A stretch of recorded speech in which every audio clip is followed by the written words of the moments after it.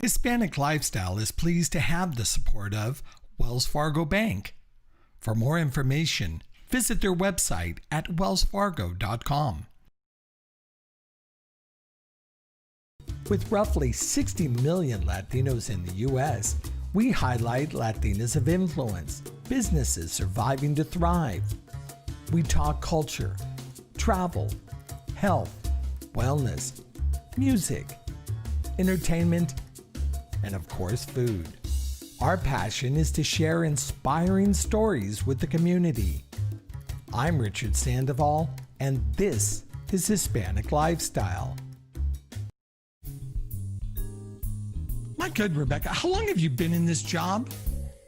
I have been with the Registrar of Voters Department since, 1999. I started out as a student intern and worked my way up as opportunities presented themselves. And I've been in the department head position since 2014.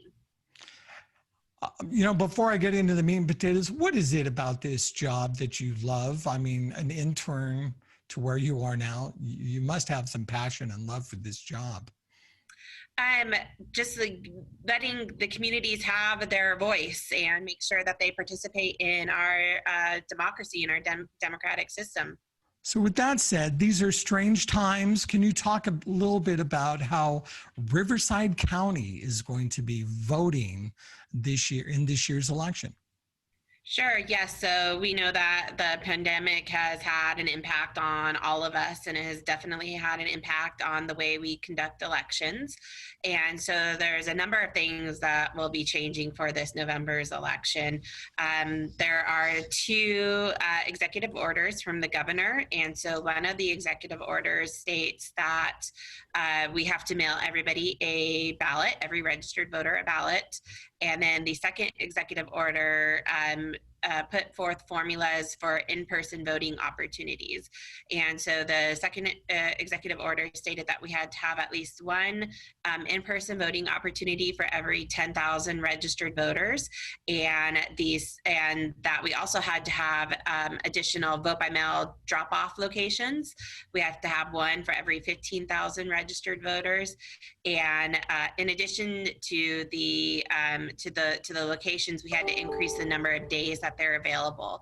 So what we're calling voter assistance centers, which are our in-person voting opportunities, have to be available for 4 days, 3 days before election day, and then election day itself. Excuse me. So I can walk through what the voting experience will look like. I really appreciate that. And especially what we should be preparing for. And I know we're doing this interview on September 30th. Has voting already started? Where are we in the process? Voting has only started for military and overseas voters. So we have sent out vote by mail ballots to military and overseas voters. And the official day for the rest of the community is October 5th. So basically what the voter experience is going to look like for this election is all voters will receive their voter information guide, and those started going in the mail last Thursday, and the mailings are continuing this week.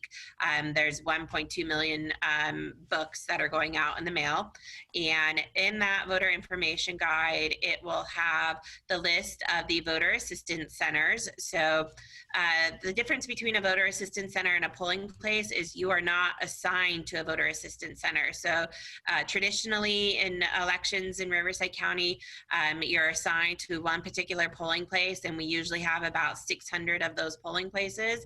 For this November, we'll have voter assistance centers, and there will be 130 of them. So instead of 600 locations, we'll have 130 locations, and that is basically based on issues with COVID.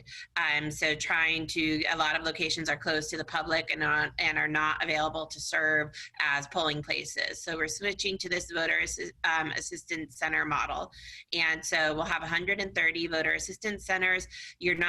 Voters are not assigned to one particular center. You could choose out of all the 130 centers which one you would like to go to. We are encouraging voters to go ahead and vote their vote by mail ballot. With only 130 centers, we don't want them to become overwhelmed or too crowded. So for those voters that can use a vote by mail ballot, we encourage that. And for the voter assistance centers, we prefer voters that maybe never received their vote by mail ballot, lost their ballot, made a mistake on it, need the in-person assistance, whether it be they need a bilingual election officer to assist them, or they need the audio ballot that is available at the voter assistance centers. So those are the type of services that will be offered at those centers. So they'll get their voter information guide. In that book, there will be the list of all 130 centers and their hours of operation. The 130 centers are spread out throughout the county, and their hours of operation are 9 a.m. to 5 p.m. Starting on October 31st. So the 31st through the 2nd, which is Saturday through Monday, they're open from 9 to 5. And then on election day, they're open from 7 a.m. to 8 p.m. So that's the Voter Assistance Center. Then they will also, in that book, there'll also be the list of the vote by mail drop-off locations. We have 80 vote by mail drop-off locations. So if voters choose not to return their ballot through the mail, they can drop it off at any of the drop-off locations. Also inside that guide will be a sample of what their ballot will look like, and then as well as their candidate statements and measure material for their particular address.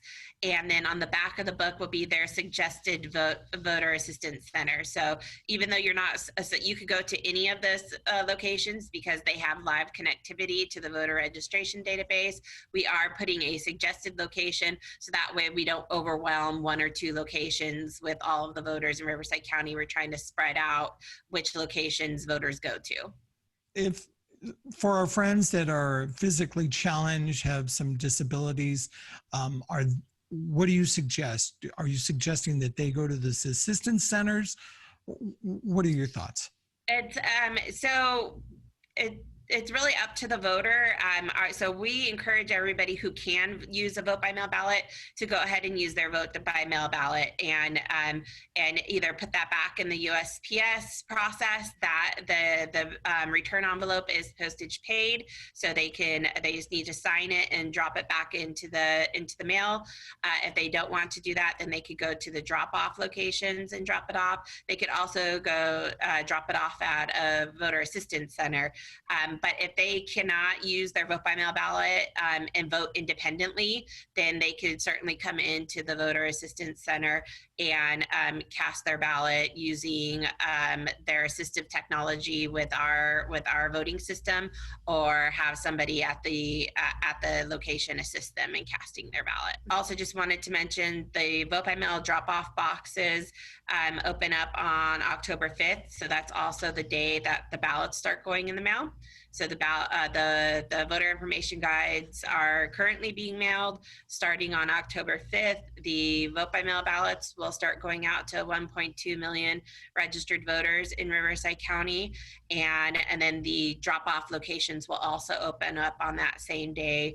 And then voters can start utilizing the drop-off locations. And then, as I mentioned earlier, on October 31st, the voting assistance centers will open up. Will you kind of clarify some things for us? Is this going to be a safe process? Sure. So with the vote by mail ballots, when those go in the mail, we coordinate. We have a very good relationship with the USPS. We coordinate that mailing. You can track the status of your ballot through the Secretary of State's website. It's called Ballot Tracks. If you put in your information, you will either get a text message or an email when as the ballot is making its way through the USPS system. So you could track the status of your ballot, both incoming and outgoing. Once it comes here to our office, we signature verify it. So there's a signature, you put your signature on the envelope. We verify that that signature matches the signature on the voter registration card that we have here on file. If it does not match, we notify the voter. So we send them a letter letting them know the signature didn't match and give them an opportunity to correct that issue. Let's see, if at the voting assistance centers, we have live connectivity to the voter registration database. So what that process would look like is they come in, they will fill out an application for a replacement ballot because you've already been issued the one ballot. They'll fill out an application for a replacement ballot. They will double check that they're registered to vote at the address listed on the application, check the signature there. And part of the process at the Voter Assistance Center is to make sure that that vote by mail ballot that was originally issued has not been voted. So they'll check the voter's voting history. If it has not been returned, then they will issue a ballot and void that ballot here, right then and there at the Voter Assistance Center. So only one ballot can be accepted for each voter record. So yeah, the system, there's lots of checks and balances, and it's very safe to go to vote by mail. But we do have, we want to make sure that we have lots of different methods for voters to cast their ballot. So if they don't want to use the USPS, they can use the drop-off locations. If they need to vote in person, they can go ahead and do that as well. I live in Menifee, California. Where would a drop-off or assistance center be in my area? You can go to our website. It's www.voteinfo.net, VOTEINFO.net, and a list of all of the 130 locations, voter assistance centers are there, as well as the 80 drop-off locations. So we focus most of our efforts on county libraries, city libraries, community centers, senior centers. So depending on what facilities were available in each area of the county, you'll see that list of what was the final selection on our website. So places that we're used to going, part of our daily lives. So it's not something really out of the ordinary. We tried to focus on government type facilities that are ADA compliant and have plenty of public parking. But just going over a couple of key points, October 5th is when is when all the action really starts. And then the last day to register to vote is? October 19th, and that is, that's the 15-day close of registration. If you're registered by October 19th, you will qualify to get a ballot mailed to you, but you can still register after that date. You just won't be able to get a vote by mail ballot. You'll have to, you can register in our office and get what's called a conditional provisional ballot.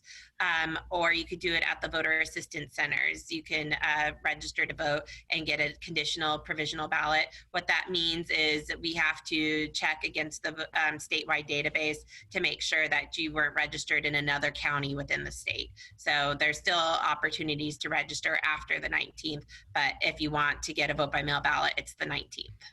Still November 3rd, if your ballot needs to be in one way or another by November 3rd, is that correct?